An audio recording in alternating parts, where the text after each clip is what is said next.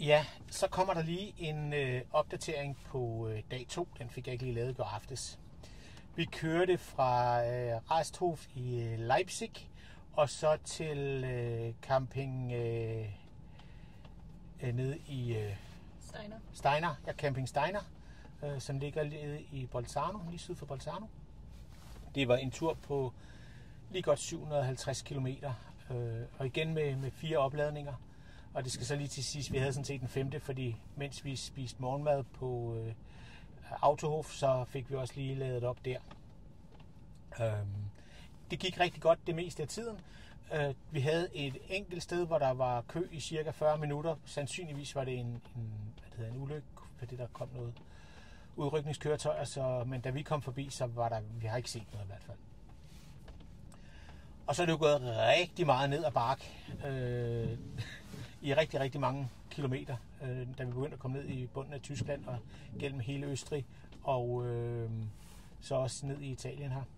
Og bare for sådan en sjov en, så kan jeg sige, at seneste ladning, som var i går, inden vi kom til vores overnatningssted, og så til nu, jeg lavede op til 88%, og så lader jeg nu, og vi har kørt 215 km, og vi har 24,5 kW per 100 km.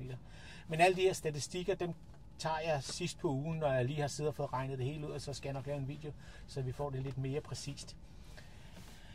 Lige et par ting om turen i går. Jamen, det kørte lige så godt som første gang.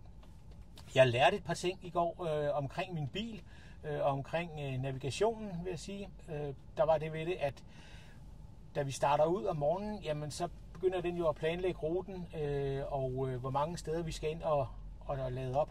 Og da vi så kører ned ad bakke og faktisk ikke behøver helt så meget strøm, som den tror, så vil det sige, at de steder, den havde taget, jamen så var vi oppe på 50%. Så først så begyndte jeg så at sige, at jeg finder bare et nyt POI med noget ladestander og sætter ind.